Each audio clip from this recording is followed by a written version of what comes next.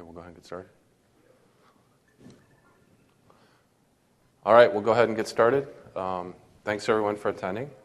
The name of our presentation, Cooking Up a Well-Seasoned Global Portfolio and the Recipe for the Secret Sauce. Probably the best title here at the convention. So just before we get started, just curious, anyone from the East Coast fly in sunny California? So am I. I'm from Michigan, so it was great to come out here after the weather we've had this winter so far. Just a couple more. Does anyone have a project going right now where they're looking at Project Server 2013? How about Project Online? Nope. So hopefully you've learned a lot of good things here through today and even tomorrow morning. So I was just curious on how that was. So a little about myself. My role in P-Cubed, we're a Microsoft Gold partner, the longest standing partner for Project Server and consulting in that regard. I've been working in the consulting area for over 22 years, a lot in manufacturing, automotive, as well across various industries. Also done a lot of work with IT, particularly with Mike here as an example of that. Interesting too that in the short span of 2 years I got to work with two clients who are both like the global leaders in appliance manufacturing. So I got to work with them both in over a 2-year period. So that's a little bit about myself. I'm just going to introduce Mike real quick. So Mike is the head of the IT PMO Center of Excellence for Electrolux. It's been great working with him and his team over the last couple of years in building out their PMO and their tool set and their processes to help manage their global portfolio. And today, really, rather than me talk about all the good things we did and help them to be successful, what we want to do is let Mike talk about his experience and his challenges and the best practices that we helped put in place. And we were just an enabler for them to be successful, and they need to carry it forward. So I'm going to turn it over to Mike, and he's going to kind of take us through his journey on building out the PMO. All right. Good afternoon.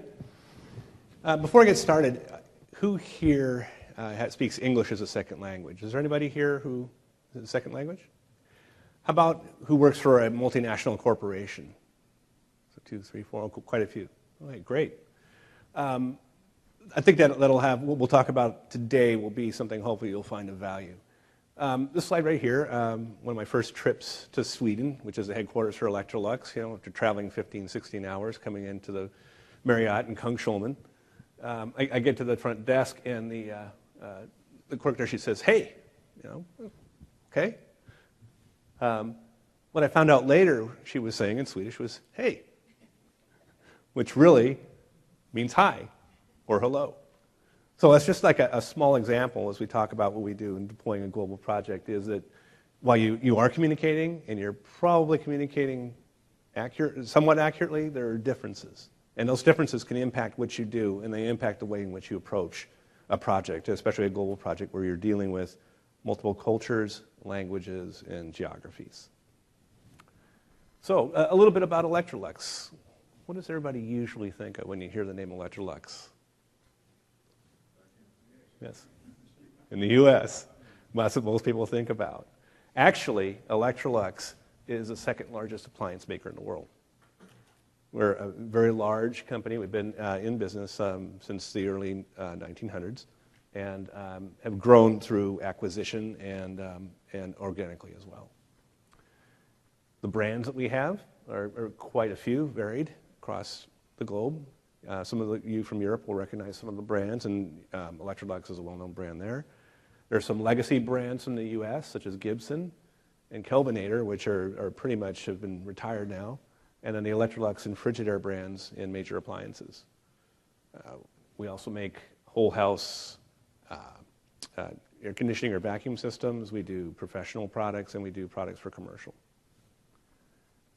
The organization is quite large. Our position in this is 2012 data. We just released 2013. We were in a quiet period. But we have sales of about 110 billion SEK. In dollars, that's about 17 billion. We're in 150 markets and across 60 countries. And we sell more than 50 million products a year. As I said, a varied product line that's global. Our sales are broken up in a couple of different ways. We have major appliances, which are the lion's share of our volume, and that's where most of our sales and volume comes from. We also sell professional products, as I mentioned earlier. We'll do custom kitchens for $100,000, so if anybody's interested, just see me after. And then small appliances. We do Eureka and other products here in the United States. So a varied multinational global organization. As we get started then, that's a little bit about Electrolux. What I'm going to talk about today is about the project that we deployed, the portfolio project with Electrolux. I'll talk about IT, that is what our organization looks like, and then the background and some of the steps we went through to create the portfolio. So Electrolux IT, a little bit different footprint, but still multinational. Nearly 1,000 employees worldwide between contractors and full-time employees. We have some partially outsourced resources, and we are running about 100 projects at any one time throughout the globe. As you can see, we have a lot of people in many countries, and that, again, is part of the multinational flavor of the organization. We're broken up into regions, and really when we look at our footprint, total named users or users with accounts, we have a little bit over 27,000. As you see, about 1,100 applications and 2 primary data centers.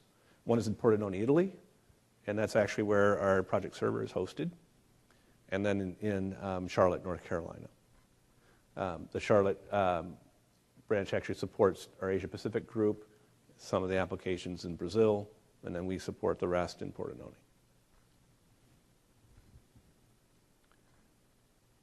So our organization, how are we put together? It kind of reflects the company's structure. I belong to the CIO office, the Project Management Center of Excellence there, reporting up to the CIO. We have 4 primary regions with a central group and professional reports up. That's mainly a staff service. It supports the application needs and development needs within the headquarters group. And then 4 primary regions, North America, Latin America, EMEA, and APAC. And then operations pretty much has an organization that reflects that. So as we were looking to start our project, we needed to take into effect and take into account the regions and the way they operated. So our background. IT had been operating for a long time. We've made several attempts in different ways to deploy a project management process. There had been a couple of reasons why they didn't necessarily work or they weren't deployed successfully. One of the earlier processes were completely lacked collaboration. It was pretty much a highly engineered, overly complex process that was actually deployed before I joined the company. And it ended up just pretty much being time reporting at the end of the day. So it didn't really provide a lot of value, and over time, people stopped using it. The data wasn't being utilized. There was no value seen from management. It was difficult to use, and it gradually just kind of died away. The second one was actually something I deployed. I deployed HP PPM in North America because we didn't have anything, and when I came in the PMO, we needed to have a way to control projects and develop and deploy manage the process. So I deployed that successfully in North America. And then management said, well, since North America is doing such a great job, why don't we go ahead and just apply that to the rest of the globe? Again, the same kind of problem. If you don't collaborate with the different groups and look at their processes and some of the things they need to do, you could still try to make the adoption work, but it didn't. And that lack of collaboration and involvement really affected that process. So even though they tried to do it, it really didn't work well. It wasn't meant to do that, and consequently we decided to do something different. And also, we also had clarity in Latin America, I need to mention. The Brazilian organization was, again, more mature as well, and they had clarity deployed there. So they were following their own process as well, and they really didn't need anything else. So when we're looking at the global organization, you're looking at a situation like this where you've got 4 regions basically operating independently. If we were going to do this again, we had to take a different approach and really had to look at things in a more holistic way. And that's one of the things we did, as we'll talk about a little bit later, how we did that and what the approach was. In 2011, we evaluated tools, and we selected Project Server 2010. And we did that for several reasons. One reason was really strong reporting capabilities.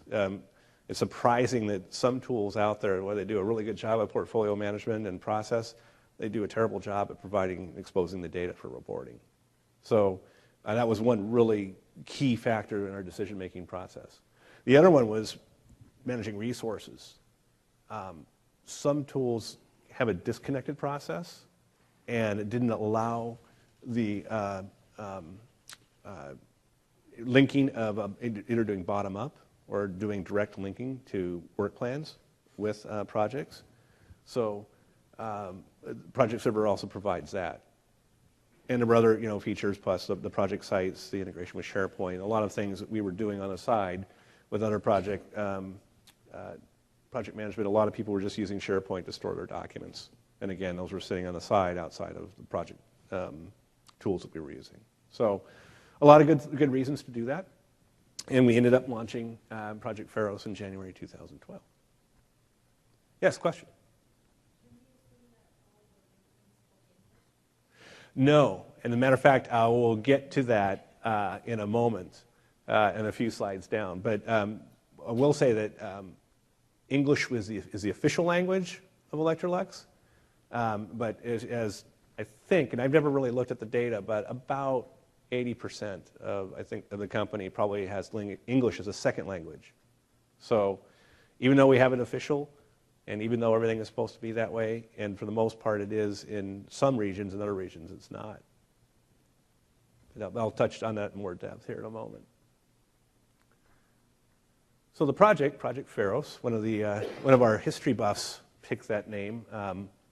Within the project, that's actually one of the first lighthouse in, I think, 375 BC or something in Alexandria, and a project and resource optimization system. And our vision was to drive efficiency and excellence in project management, standard tools, process, and methodology to get everybody on the same page, to do something that seems obvious that you'd want to do, but again, this is what our vision was. Simple and fairly straightforward.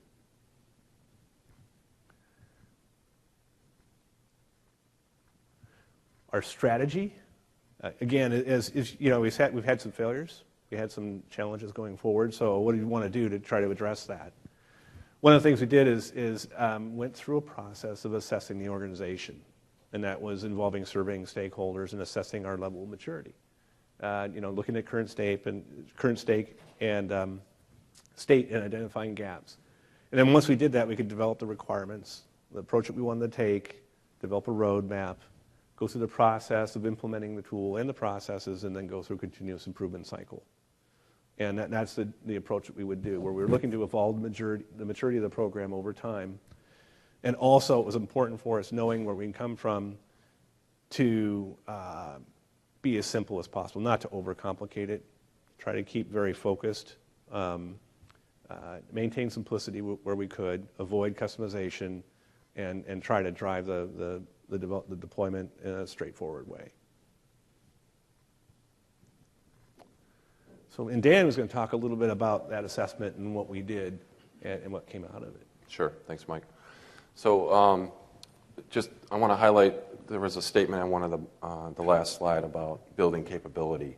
So we're firm believers in building capability within our client organizations that we work with. And it's really how they're successful. It's not just us coming in and delivering a solution or a set of processes. It's giving them a path to build capability that they can then leverage going forward, and their people can deliver against it. So We have a variety of techniques which we do this, and maturity assessments, I'm sure you're all familiar with this at some level. We've been doing this for years. We're in the 20 plus years or so we've been in existence as a company. We've done maturity assessments. So we've evolved our tools over the years. CMMI, PMI inputs in Europe, because we're a global organization, Prince2, and others all provided inputs. So we have kind of a best practice approach to doing a maturity assessment, which gives us a foundation on where the organization is and what the path is to go forward. And some of the challenges, they're pretty typical that you may see that we found in working with Mike. Come in very quickly. It's something that we could do in a couple days or a couple weeks more formally, a broader set of stakeholders, but actually help to drive a roadmap. And really that's what we try and strive for, is build a roadmap and a path forward with a set of milestones that we're working to achieve. And this kind of sets the measure. So where are we at and where do we want to get to? And then revisit that in the future. You've done all these things. You've put these standard processes in place. You've put tools in place. You've provided training. You've done it globally. You've deployed it. Now where are we at? Did we really hit that mark? And the metrics in place to do that. So we were fortunate enough to work with Mike and his team and the stakeholders and do an assessment early on. And that helped set the stage for the roadmap that we put in place. Again, we are talking about a solution and project server, but there was an IT portfolio management process that was the first step. So working on the global, Latin America, Europe, North America were the three key areas.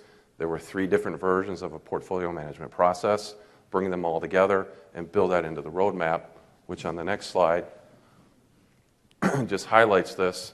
So based on where they were at, and what we felt the organization could achieve over a period of time. And even this is pretty aggressive. And you'll see later that the timing actually shifted during the project for a variety of reasons, and Mike will talk about that. That's some of the lessons learned. So we helped establish a roadmap, and this is the plan that we work to help deploy the solution, but also build this capability within our organization. And that's really what the project is about. And Mike will take you through some of the additional lessons learned now. I want to go back to this slide for just a moment here. Speaker feedback. Ouch. Is everybody awake now?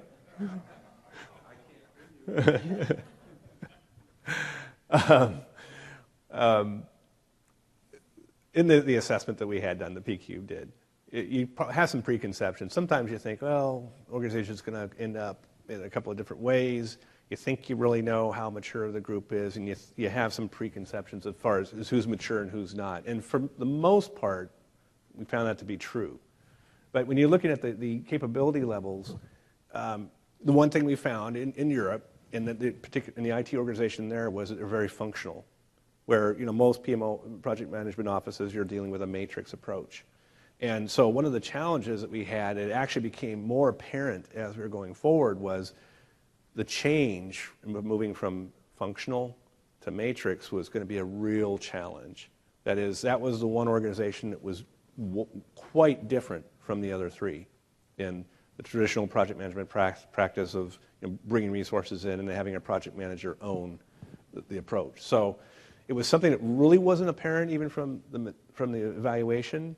You kind of started to see it, but it was something that became more of a challenge a little bit later.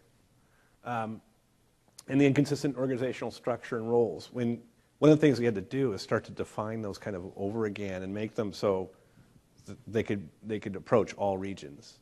People had slightly different names for things, and it kind of sounds like a small deal, but when you really had to come through and establish that, we had to kind of create a generic roles rather than, because some people may not have a project manager title, they may have had other titles. And as you're going through the process of putting in something like this, it's a change process. It would have been really difficult to go in and start telling everybody that you now have to be called something else. So we had to take a more flexible approach in going through that deployment. And then the thing was the multiple languages and cultures. Again, I'm going to keep touching on that. It played a large factor. So our program scope, phase 1, we broke it up into 2 phases. Again, this is a large ship. 1,000 people isn't probably that many compared to a lot of companies here, but the geographic diversity, the cultural language diversity, made it so that we wanted to make sure that we were not getting too overly complex, trying to do too much at once. And so we broke it up into 2 phases here with portfolio management, project management, reporting, the basic items there, letting the project managers manage their project work plans manually, and then getting into phase 2, which is going to start, it's actually started now, I'll be going to Stockholm next week. As we're getting into the time reporting, we're rolling that out.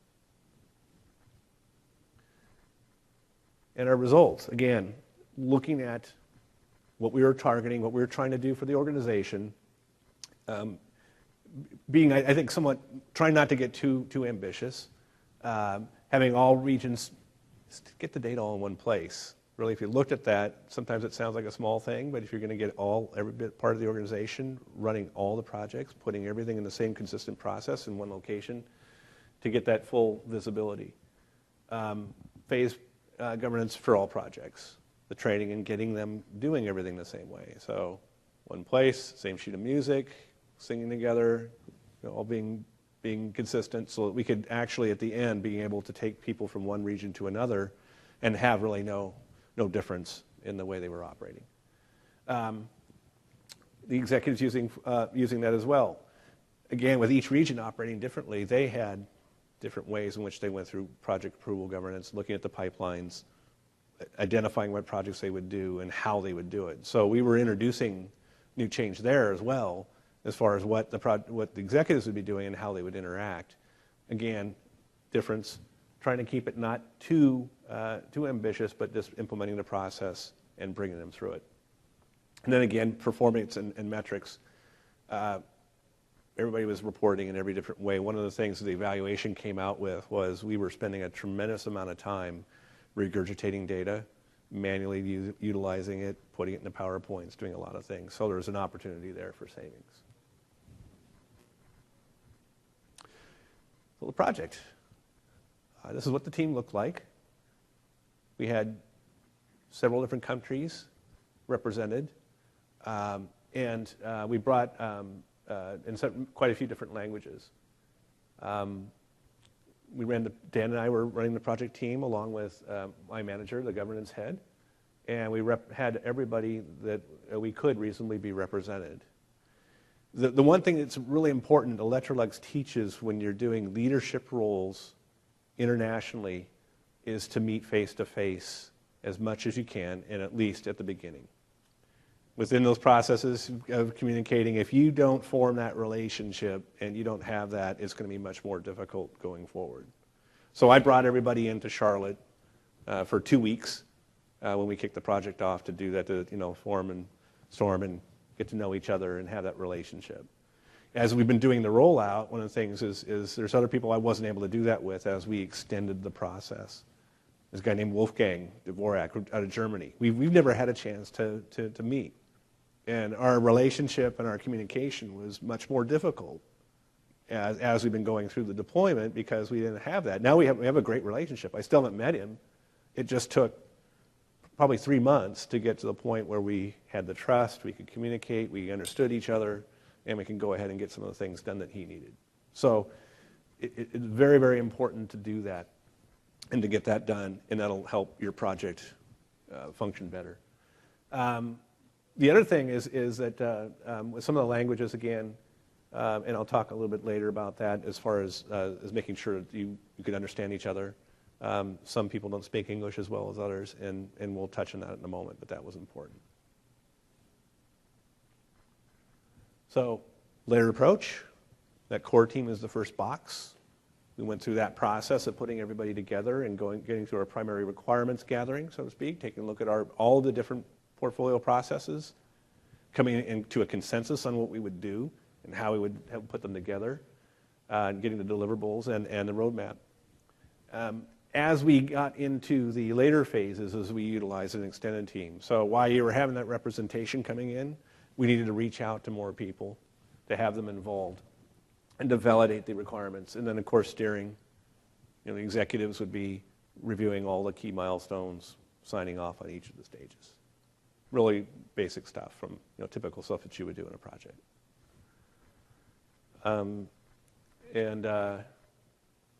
Yeah, so, and the other thing is we held extended team meetings to validate the design. We did that on a regular basis. So we started to gradually fan out across the organization.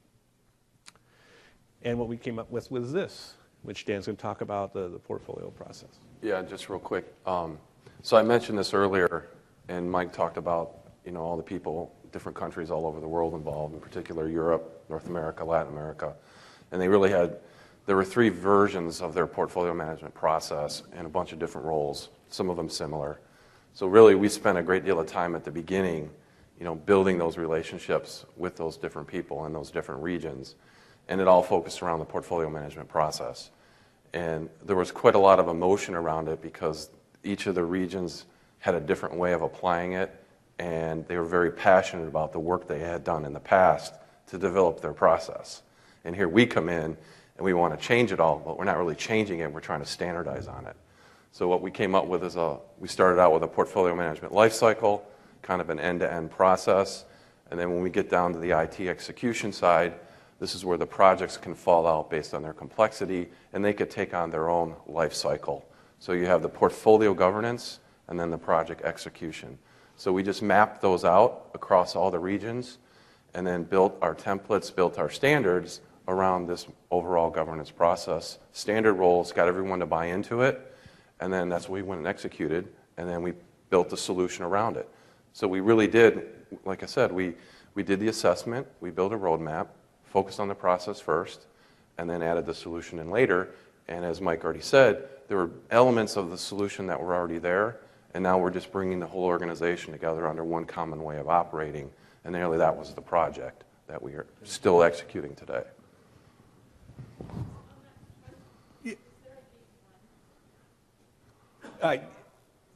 Well, it's like 0. We actually eliminated that. We eliminated that gate as part of our process, and rather than go through a numbering schema, we just kind of eliminated it. But yeah, and actually, as we got feedback in our minor projects, we eliminated another gate.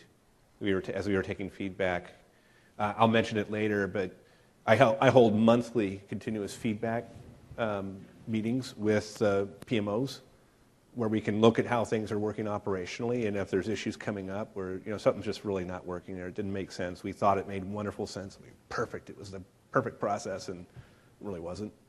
So we try to make sure we were listening. Yeah, that's a good point. This evolved during the project. We thought at the beginning we got everyone to agree on it, but as we started bringing projects in, and this is really Mike and his team, it didn't make sense always, so we adapted it. So some of it changed, and it was just an evolution. It's like doing what's right. So it's finding the best fit of the puzzle and making sure you can deliver that across the different parts of the organization. But we try to stay with basic PMBOK kind of methodology, basic stuff. Are these for IT projects only? Yes. Yeah. Our approach is that once we're stable and completely deployed, we'll go back to the business. I actually get every couple of weeks a request from the business, hey, can I use Project Server? And they don't really understand what they're asking for. If you're going to look at governance, you're going to look at resources, you're going to look at these things. So we have some Bright Start templates that we use in SharePoint that'll give you a real basic collaboration and management capabilities. So that's what we use for the business for now. And you'll see in a minute, there's a couple screenshots, but it's getting all the projects in the portfolio visible. That was the key. And then modeling the life cycle and the process to support the different levels of complexity in the projects, everything from a 40-hour work order, you want to see it, it needs to get approved, it needs to get prioritized, all the way up to a large capital project. They had a couple programs going. Some of those came in, some didn't, but we wanted to have a global process, full visibility of the portfolio. Does anybody here do both but combine in a single PMO, business and IT? Is there anybody here doing that? Who are you with? Oh, okay. Some IT, not all of it. Okay. Eventually that's where we'd want to go, and it's something I think is probably a lot harder to do than, once you get... They're in it in a separate instance. Okay. So you're keeping a separation between the two? Okay. Chicago? Or is it? I'm actually in Westlake. Oh, okay. Okay. They're our headquarters. Thanks for the question. The pilot. So the core team, as I mentioned, we represented each region.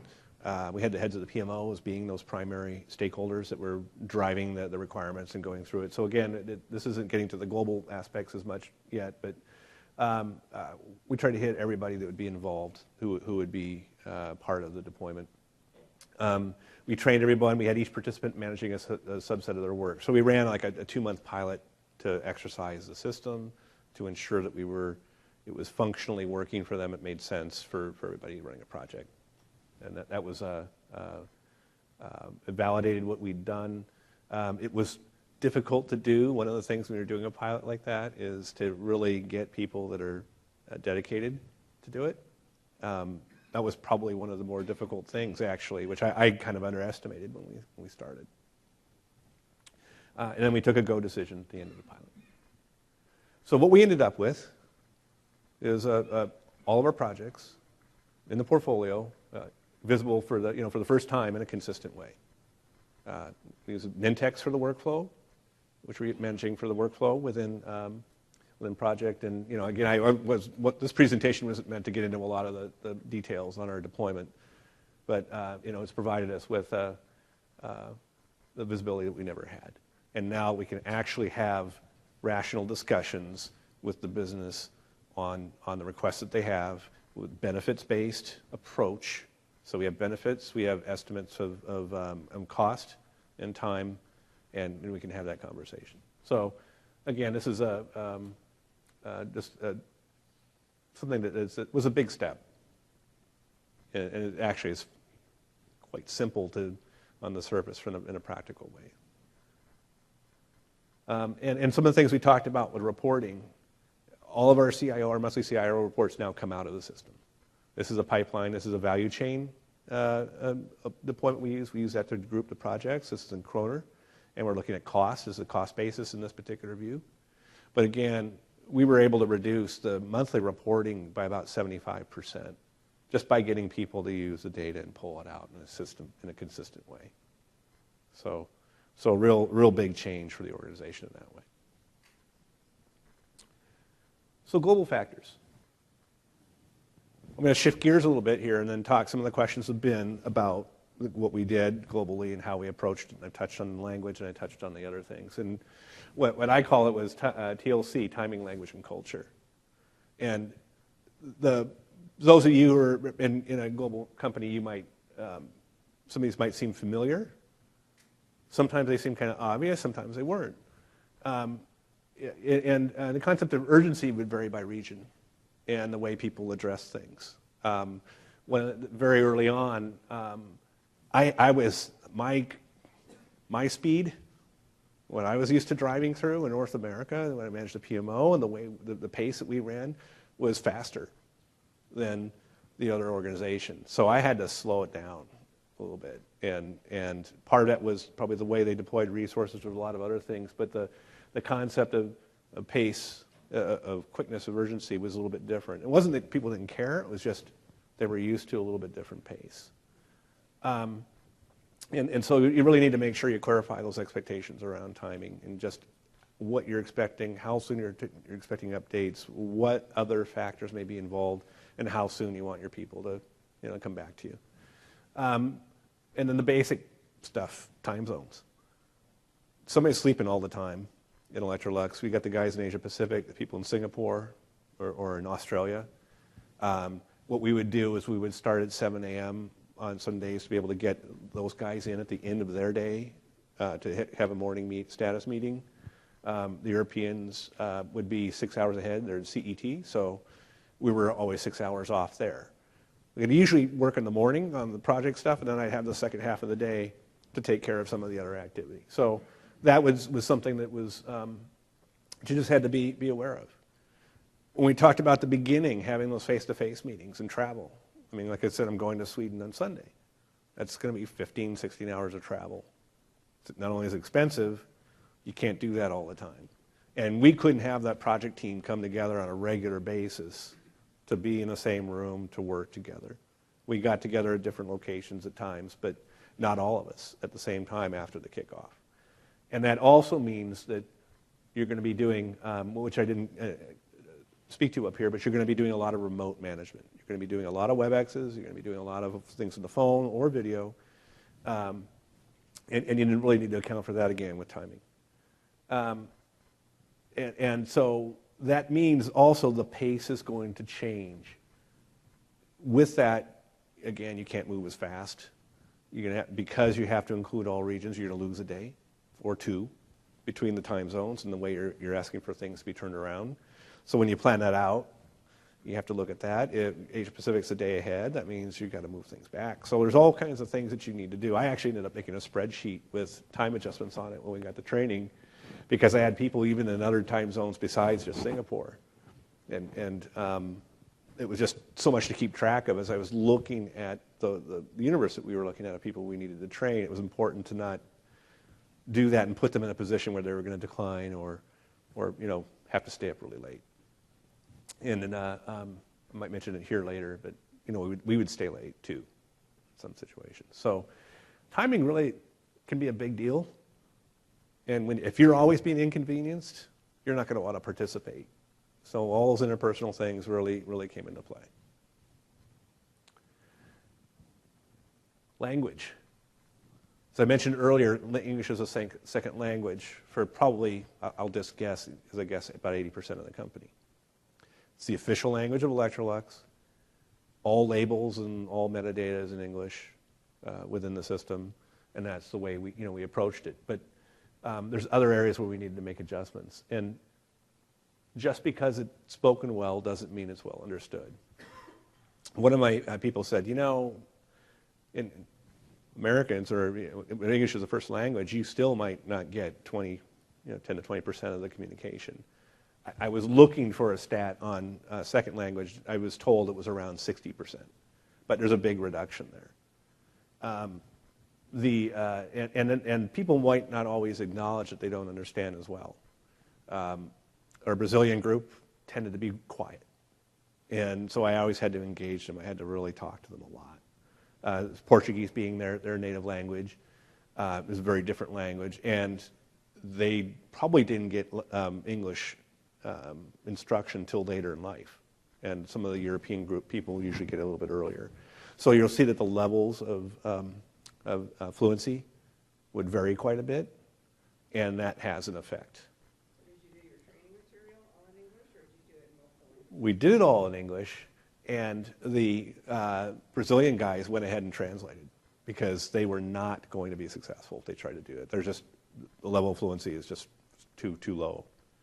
And they're also, there's been sections made where they can actually put Portuguese into some of the project documents. The basic charter information's in English, but the rest of it would be in Portuguese. And you can't rely on translation programs because it just doesn't really work. So, and you need to make allowances for that. My Italian, one of the people on my team is Italian, even though it seems like she's always speaking very fast. She would counsel me to slow down. And also, when we did written communications, I would double check with a non-English speaker. Subtle things, but it's funny that you can put something out in a communication that seems very common to you, which could come across as very blunt or, very pushy. So it's something that over time I kind of developed a little bit different way of communicating. And then diagrams and visuals, RACI diagrams and process diagrams. Again, that's something that's a little bit universal, so that always helped. We use that heavily early on. Culture, the final one of the three. The Americans can be viewed as aggressive. I couldn't believe I was called aggressive. I'm usually never viewed myself that way. And in the project management space and working in different organizations, I never really thought of that. But it was like, tone it down a little bit, which really kind of surprised me. And sometimes it's saying, people would say Americans, it was probably maybe just me and my style.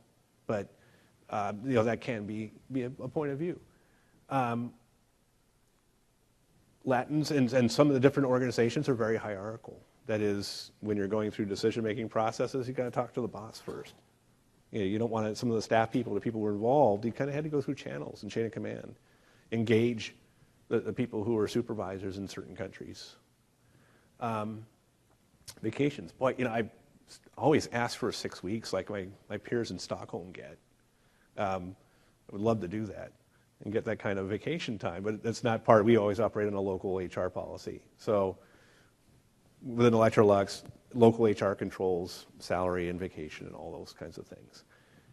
But the one thing that when you were looking at the different groups, Sweden everybody tends to go in July, and the computer gets turned off and goes in the drawer and they're gone. And if you know that, you can plan for it and you work with your peers to do that. If you don't know that, you could be surprised. Some programs ended up being surprised. People that didn't know that, and they were working with other resources. So you need to take that into account. Andre Vasquez, one of my lead in Brazil, he had not been taking vacation. He had just been putting it off, and the government liaison or whatever came in, and he had to take vacation for 30 days. He was given like a 2-week notice, and bang, he had to leave. So there's regulations and things like that get involved, and it's just different things. People, sick days. There's all kinds of things that you'd really be surprised at that are just different from here that affect the relationships. And I even had some people say that other people weren't trustworthy, country to country, which I had no idea why they would say that, but they did. So between Belgians, Danes, Swedes, the French, German, everybody has a little bit different opinion. And it was funny, sometimes you'd be surprised that somebody would say something like that was really, you never would have considered it being an issue. Did anybody see the Lego presentation yesterday? Anybody here see that? Remember how Anne talked about consensus within the Danes? Big deal. And same thing in Sweden. God, you try to make a decision and everybody wants in on it. Everybody wants a vote on everything. And you can't, like she said, you can't engage every single person in the organization. But culturally, that's what they expect, and that's kind of the way it worked.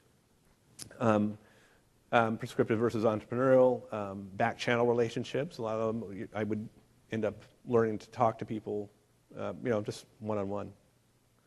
And then demanding versus asking.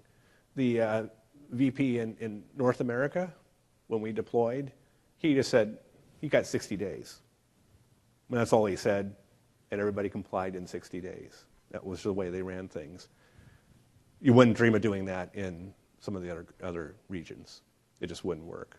So if you're looking at adoption and you're looking at your approaches to doing that, that's going to be playing something that would be an effect. So if you're going to be going through a global deployment, you need to kind of look at these things and address them. So as I said earlier, we scheduled overlaps. We moved and shifted things. We addressed the time issue. For Asia Pacific, we trained at night from here. We had people, our trainers, come in and do that at night for them. Because in our approach there, for the initial phase, we provided training centrally to the organization. We're doing it differently now when we're doing time reporting, but for the initial phase, that's the way we deployed it, so we could provide a consistent method and consistent message. And then we shifted. We had people in Europe work a little bit later. Language, corporate intranet. We used a lot of standard communication tools. Brazil, as I mentioned, translated everything, and depending on your country, you want to do that. We employed different personnel to check language, as I mentioned, and feedback sessions. And again, face-to-face with as many people as you can is really important. If you can do visits, do some road trips, build those relationships, they're very, very important in most cultures. And then one-on-one sessions. So our adoption basis, when we completed all the training in March. And then stability was achieved over the next few months as we went through that process. And then the pipeline started to fill in for the projects. This is a dual bar chart where we're showing projects that are just in execution, and then the total with all phases of demand and execution. So, at the end of the year, we pretty much leveled out, and we're in a consistent process of managing all of our demand and execution. Results. We had for project data high compliance. We have a lot of the information's coming in. Full visibility. Process is stable. Our low maturity areas are needing additional training. That is, when you found areas that didn't have that, we had pockets we had to go back and reemphasize. Portfolio management, we're using it, but I've set a goal this year to engage the region VPs more directly to show the value with the portfolio process. We have the analyzer, we have the methodology for doing that. They're doing it more in an aggregate fashion, not necessarily taking a weighted value approach. So that's something that I've done some demos early on and showing them the value, and that's going to be something we're going to work on this year. And then reporting metrics, as I mentioned, we replace those reports. We have standard KPIs now. We're showing project scorecards at the end of each project. So it's been a significant change. Yes, question? Your portfolio management is implementing program at the region. So is each of those regions, like media, APAC, they each have their own portfolio at the regional? Right, yes. Yeah. We segregate everything by region. How does it influence, say, down to either the business units or brands or something like that? How do those It's we've got they each vary a little bit. We have relationship manager roles within the company that take the demand in. The best one I could North America generally is in two halves: sales and marketing, and then we have what we call the demand flow area. And they are not aggregating everything together in a single decision-making process. They're still separate, a little bit separate. So they're looking at 2 to 3 groups of projects to do the decisions rather than having a single decision process. And that's what we're going to be working with this next year. I presented the methodology to the VP, and it's going to be going to the operating committee soon. Does that answer your question? Yeah. Okay. Our roadmap changed. We've shifted it out basically, almost a year in trying to get everything we needed. Stability took a long time, the training and the rollout. There were many factors that were involved in that. And also we're viewing it as a continuous process as well. But, and that wasn't really something that was a disappointment to management. It was more kind of the reality. We're deploying SAP in Europe. There were some interruptions in the deployment process because of that. Europe, right now, let me see. Well, I'll get to the lessons learned. Go back up to that.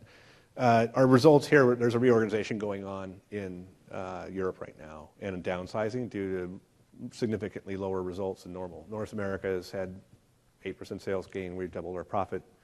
But the organization being global, you're having some groups doing well, some groups not. So there's other disruptions in the approach. We are back on track now with time reporting for them. And the good news is that the portfolio is in a great place, because now we can have some of those conversations with the business, and because they're being very selective on the projects, we're ready to do that and to support them in that change of approach. So lessons learned. Those cultural differences can create challenges, as kind of been the common theme here. Meet once face to face, staff regionally if you can, and make sure you can always do that. Focus on understanding those differences, and language is very, very, very important, which is kind of obvious, but when you have a company that has English as its official language, sometimes it can cover some challenges. It takes more time than you would typically plan. Not only the levels of maturity, which we knew about, But issues outside the program, in a global deployment, there's a lot of things going on that you're not going to know about or be aware of, and you just simply can't control them. The Compass Pro, our SAP deployment was one. We had a 3-month stop in the middle of the project. So there were things that affected it, that interrupted it, that we simply couldn't control. Keep it simple and resist over-engineering. Some cultures would like to be very prescriptive and like everything very prescribed. You know, if you do that, you're going to try to put in every nuance. It's going to actually be the opposite effect. So try that. And then the final point I'd like to take away is that the desire of change will likely be a barrier point.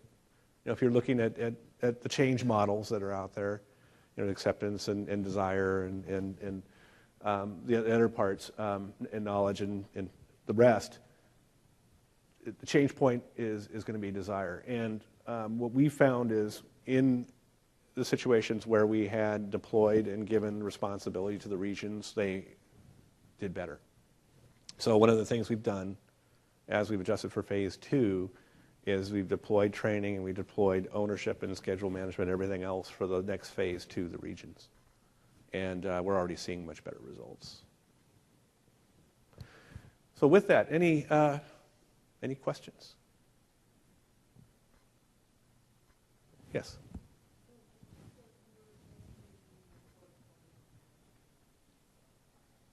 That and work plans as well. But yes.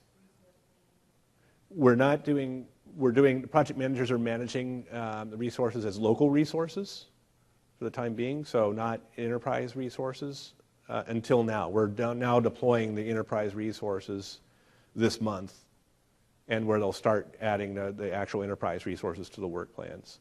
Prior to this, the managers were maintaining their work plans on their own manually, and now we'll be getting into task updating and time reporting, which will then give them that final piece.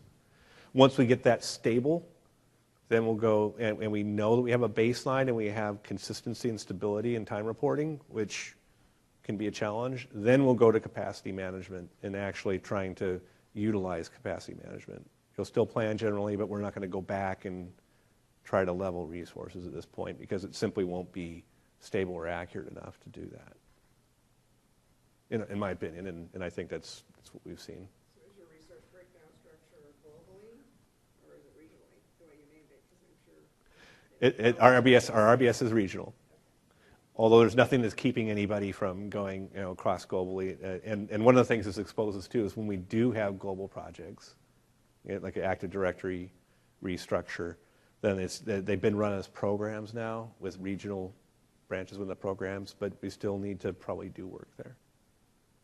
Do you want to see a global picture? Do you see having to map that at some point? For resources?